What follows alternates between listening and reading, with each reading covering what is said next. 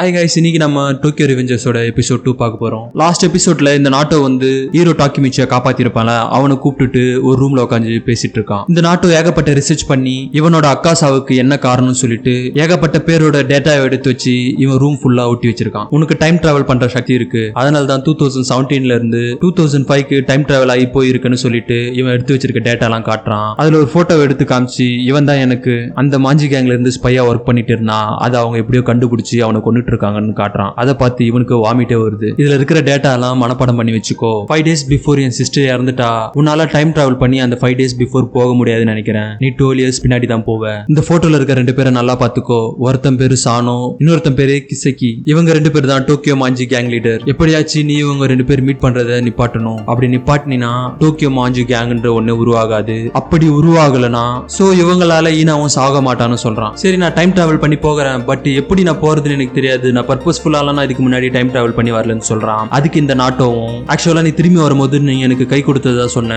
அதுதான் ட்ரிகரா இருக்கும். நீ திரும்பி எனக்கு கை கொடுத்து பாரு, ஒருவேளை நீ திரும்பவும் டைம் டிராவல் ஆகி போகலான்னு சொல்றான். இவனுங்க 2 பேரும் கையை ஹேண்ட் ஷேக் பண்ணிக்கிறானுங்க.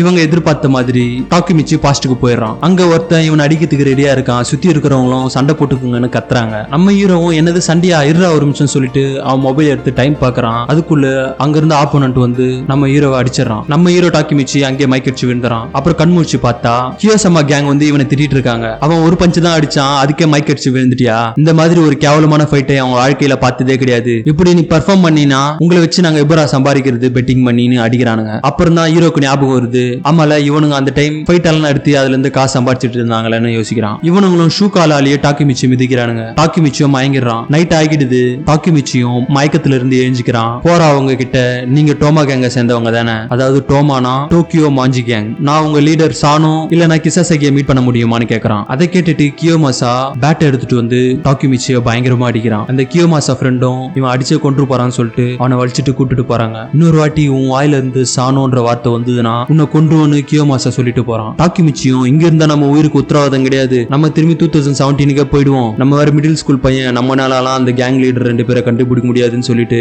இந்த டைம்ல இருக்க சின்ன பையன் நாட்டோக்கு ஹேண்ட் ஷேக் பண்ண போறான். ஏன்னா இவன் அப்படி ஹேண்ட் ஷேக் பண்ணாதான் இவனால ஃபியூச்சருக்கு போக முடியும். சோ ஈனா வீட்டுக்கு போய் அவன் தம்பியை பார்க்கலாம்னு சொல்லிட்டு அவ வீட்டு டோரை தட்டிட்டு இருக்கான். அந்த டைம் அவளே வரா. அவளும் டாக்கிமிச்சியை பார்த்துட்டு, என்ன இன்னைக்கு வழக்கத்துக்கு மாறா அதிகமா அடிபட்டு இருக்கு, உனக்கு ஓகேவா?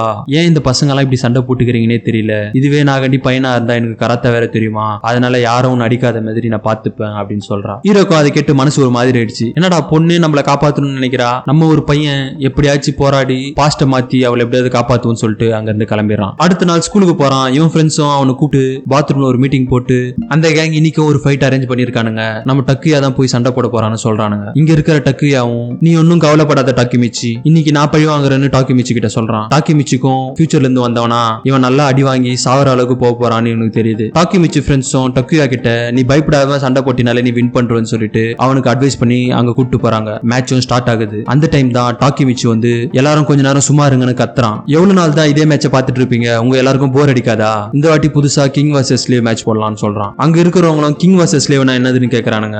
இவனும் கியோமாசா கிட்ட நம்ம 2 பேர் சிங்கிள்ஸ் வச்சுப்போமான்னு கேக்குறான். அதை கேட்டு அவன் ஃப்ரெண்ட்ஸும் அங்க இருக்கிறவங்களும் ஷாக் ஆயிடுறாங்க. அதோட இந்த எபிசோட முடிக்கிறாங்க. டாக்கிமிச்சி கியோசமாவை வெளுத்து வாங்குறானா இல்லனா ஈனாவை காப்பாத்த வேற ஏதாவது வழி பண்றானான்னு நெக்ஸ்ட் எபிசோட்ல பார்க்கலாம்.